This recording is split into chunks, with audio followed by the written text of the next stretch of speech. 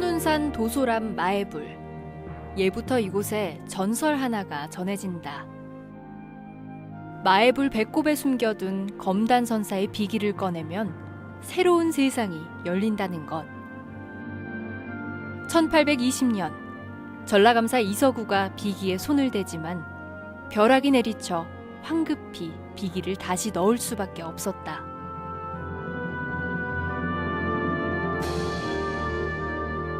훗날 비기를 꺼낸 사람은 동학의 지도자 손화중이었다. 이때부터 수많은 백성들이 32살의 젊은 그를 따르기 시작한다.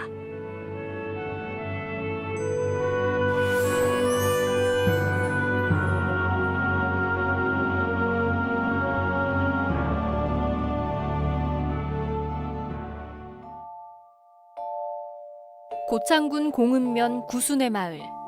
이곳은 동학농민혁명의 전 과정 중 가장 중요한 의미를 갖는 곳이다.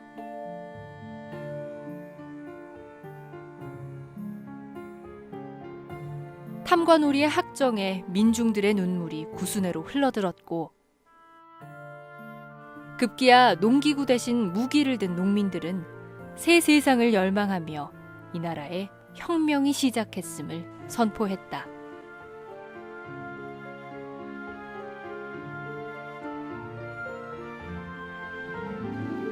봄비가 장마처럼 이어지던 어느 봄날, 신정일 선생의 여정은 무장 기포지에서 시작한다. 광백 수령까지 모두 국가의 위태로움을 생각지 아니하고 한갓 자신을 살찌우는 것과 가문을 빛내는 데에만 급급하다.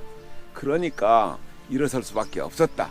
해가지고 1884년 3월 20일 이곳에서 호남 창의소 전봉준, 손화중, 김계남 세 사람의 이름이 제일 먼저 등장했던 데가 바로 이 무장기포 현장이죠.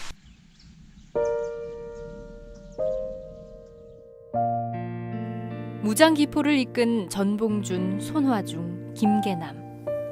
그들의 숨결이 배어있는 자락에 세 장군을 상징하는 소나무가 서 있다. 그들 중 손화중은 무장기포를 가능하게 한 주역이었다. 동학도들을 보면 대체적으로 자기가 살았던 곳에서 포교하는 것보다는 다른 지역에서 했거든요. 정읍 사람이잖아요. 손화중은 이곳에서 무장에서 대접주를 지냈었죠. 그러면서 사람들한테 엄청난 신망을 받았던 사람이 바로 손화중이었고, 그래서 이제 이곳에 손화중의 동학포들이 교도들이 많았기 때문에 이곳에서 무장기포를 했죠.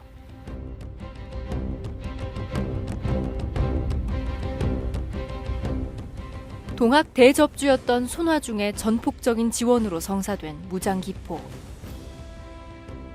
농민군들은 기울어가는 나라를 다시 세우고 백성들을 편안하게 하는 세상을 외치며 본격적으로 기병한다. 그것은 지역 수령과의 싸움에서 벗어난 혁명의 시작이었다.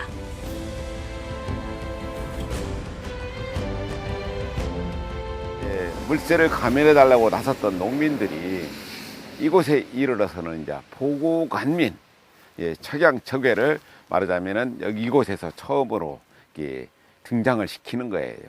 나라를 갖다가 구하고 나라를 갖다가 새롭게 만들 것다 하는 생각을 펼쳤던 곳이기 때문에 그런 의미에서 이 무장기포가 굉장히 중요하다고 볼 수 있는 것입니다. 포고문을 낭독한 농민군은 무장관아와 고부관아를 점령하고 전주성으로 진격한다. 꽃이 예쁘다.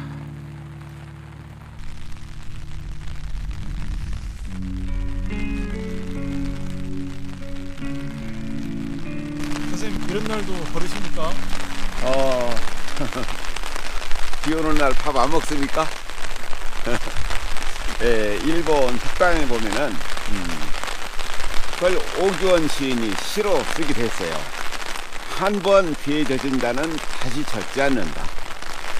사실 젖는다는 것이 굉장히 중요하거든요.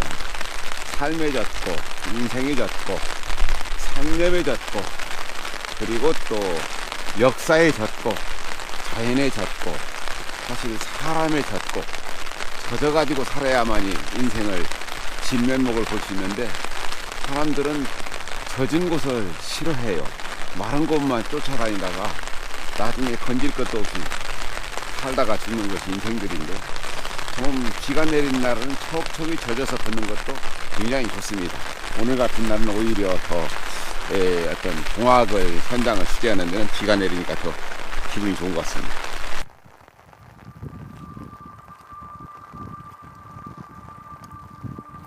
농민군의 진격은 1년 살림을 준비해야 하는 농사철에 시작됐다. 굶어 죽을지 알면서도 일어날 수밖에 없었던 절박감. 그것이 바로 1894년의 현실이었다. 농사를 해야 하는데 농사 다 때려쳐버리고 전국의 수많은 농민들이 모여가지고 이곳에서 바로 무장기 포고문을 발표하고 바로 백산으로 가던, 백산 거쳐가지고 전주까지 가고자 했던 그 길이 바로 이 길이거든요. 그래서 이 길을 걸어가면서 수많은 생각들이 교차했을 것 같아요.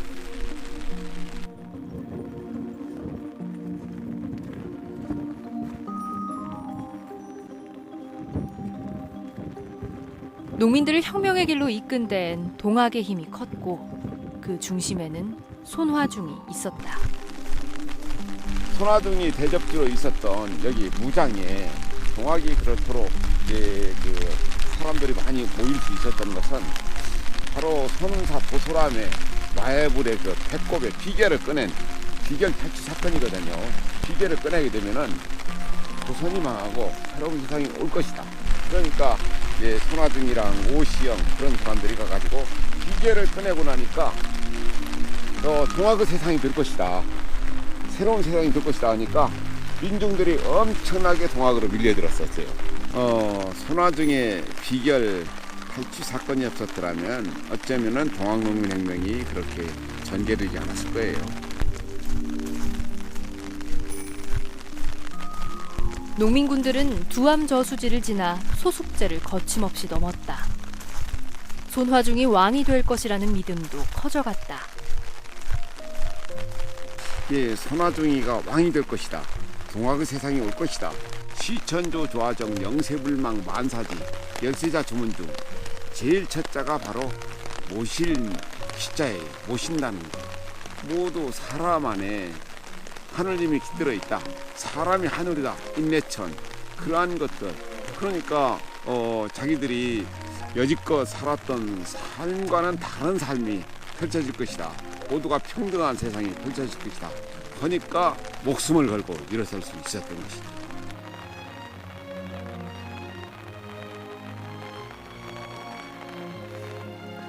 동학의 가르침은 혁명의 불씨가 됐지만 두려움마저 앗아갈 수는 없었다.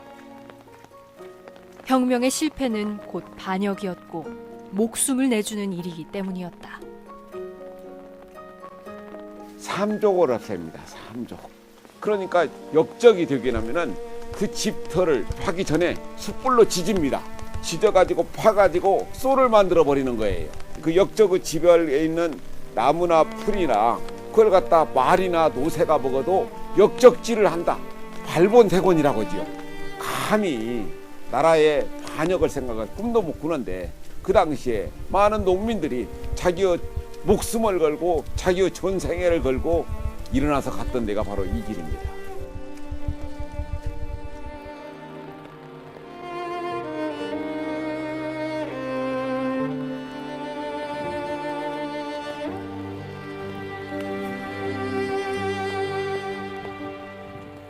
사소한 먹는 것 때문에 또는 사소한 돈 때문에 인생을 걸면은 좀 인생이 너무 한심하잖아요.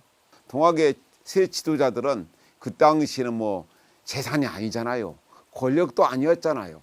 새로운 세상을 만들겠다는 그 열망 하나 가지고 일어났던 것이 동학농민혁명이었기 때문에 그 사람들을 갖다가 그 역사를 갖다가 우리가 굉장히 높게 평가하는 것이죠.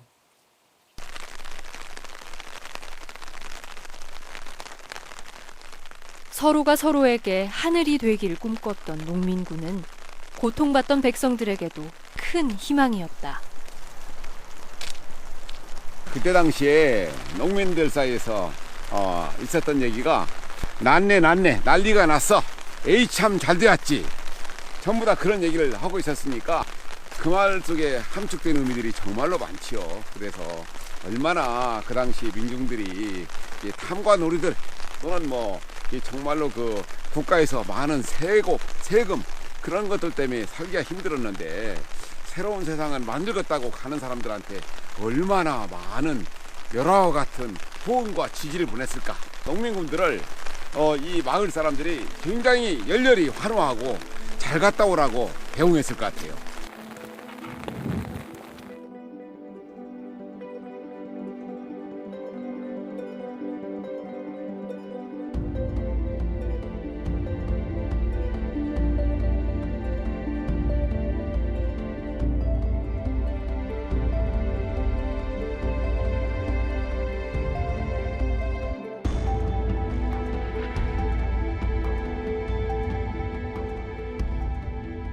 손아둥이나 김덕명, 최경선도 문초를 했을 거예요. 국문을 했을 것인데 남아있는 것이었고 오로지 전봉준에 대한 공초 기록만 남아있어요. 손아둥 같은 경우는 아무것도 없어요. 그래서 손아둥을 붙잡아 갈 적에 아주 훤칠한 아주 잘생긴 사내가 딱 있는데 그게 바로 손아둥이죠. 동학을 가장 철저히 지켰던 한 남자가 그 사진 속에 남아있죠.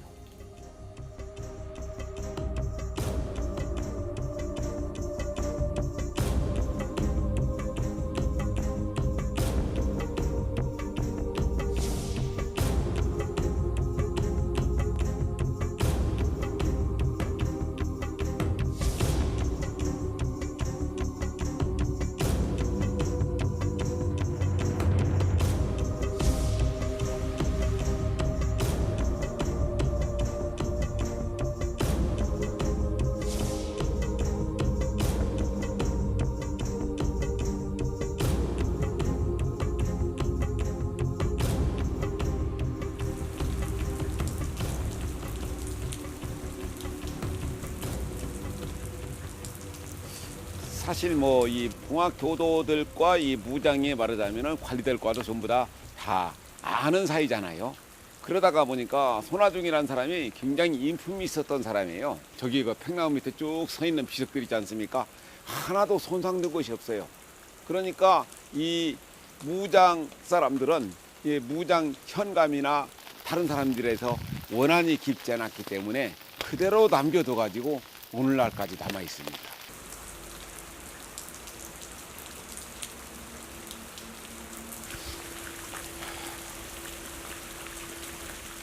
기포지를 출발한 농민군들은 무장읍성에 무혈 입성한다. 125년 전 거센 혁명의 물결이 흘러든 곳이지만 무장읍성 안 건물 어느 한 곳 훼손된 곳이 없다.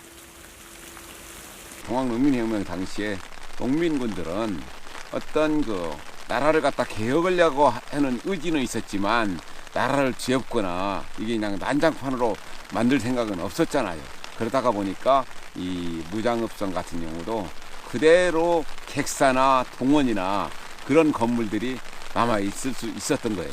하나도 다치지 않았죠. 우리 문화유산이잖아요. 그걸 그대로 두었던 것은 정말로 잘한 일이죠. 여기도 같은 그림인가요?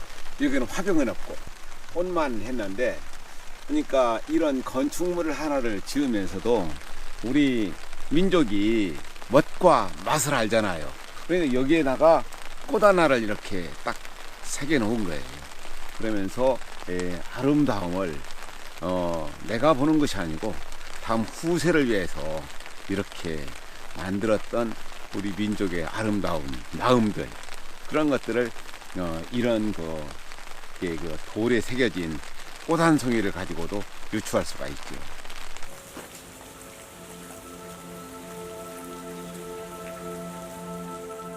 세상을 말끔히 씻어내는 봄빛 속에 무장읍성의 아름다움이 더 눈부시게 피어난다.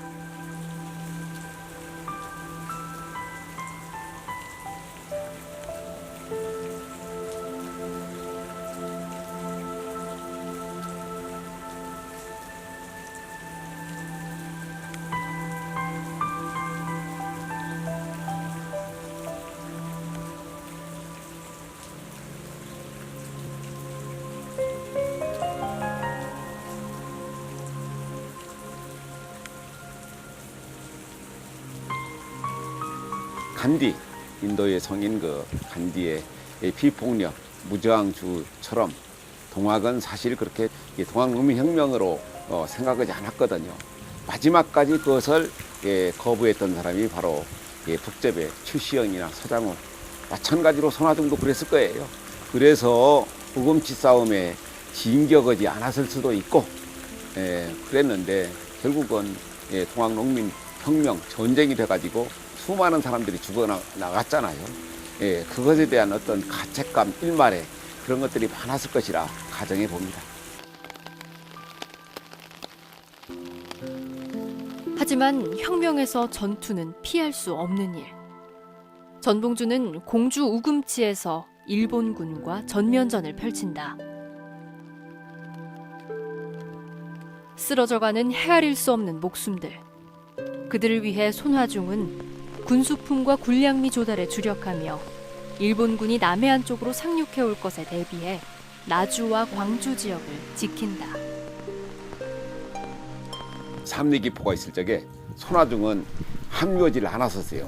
광주 일대를 지키려고 오지 않았고 노선이 달랐기 때문에 김계남은 바로 금산으로 해서 청주로 갔고 전봉주는 바로 우금치로 갔지 않습니까? 그때 후방에 남아가지고 후방을 지키고 있었던 사람이 바로 손화중이었었죠.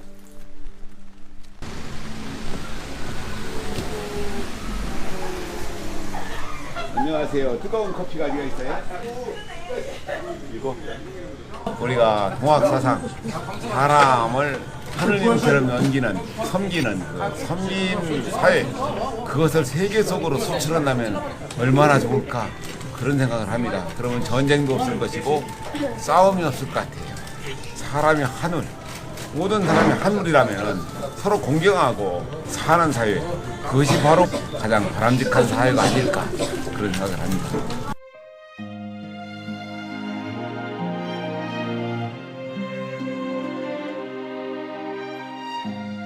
농민군의 총괄령이었던 손화중. 그는 동학을 신봉하는 신앙인이기도 했다. 동학농민혁명 당시 손화중이 머물며 동학 집회를 열던 도소가 고창군 성송면 괴치마을에 남아있다.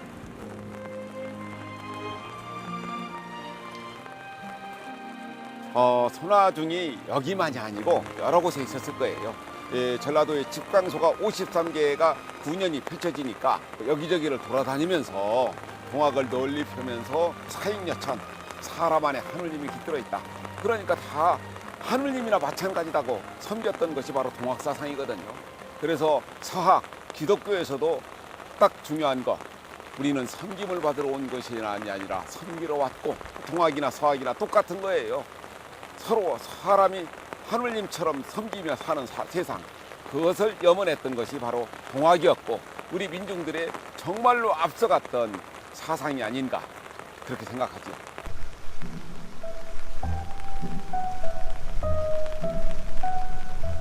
시대를 앞선 민중의 꿈은 일본군과 관군의 신식무기 앞에서 낙엽처럼 쓰러져갔다. 가보년 11월 우금치 전투에서 전봉준이 대패하자 농민군은 재기불능 상태가 됐다. 손화중이 할 수 있는 일은 아무것도 없었다.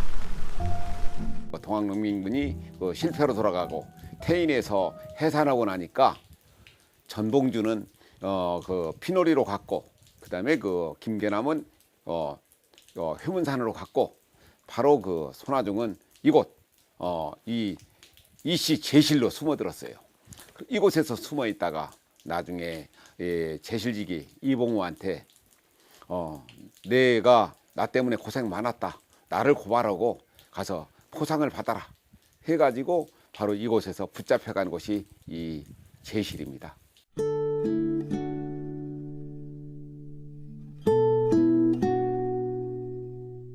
평야지의 논밭에 자리한 이씨 제실은 은신할 만한 곳은 아니었다. 숨을 수도 없고 재기를 도모할 수도 없는 상황에 다다르자 손화중은 자신의 마지막을 의연하게 맞이한다. 동학의 가장 심취했었고 동학사상을 널리 펼쳤고 수많은 사람들을 끌어들였던 사람이 바로 손아중이잖아요. 그러니까 사실 그 죽음의 직면에서도 많은 감회, 전봉준과 김계남과는 다른 또 다른 감회가 있었던 사람이 바로 손아중이었을 것이다. 그렇게 바라봅니다.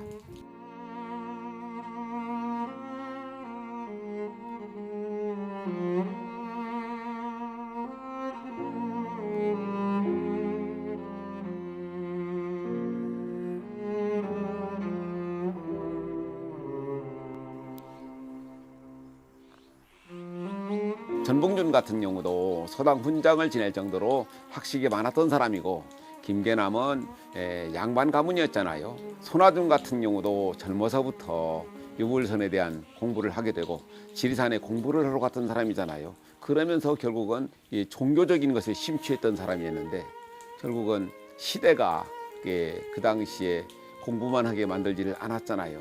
동학농민혁명에 뛰어들어가지고 수많은 사람들이 죽어나가고 그리고 가족들도 비참한 치유를 맞을 것을 염려하면서 살았던 불운했던 지식인의 초상이 바로 손아중이 아닌가 그렇게 생각합니다.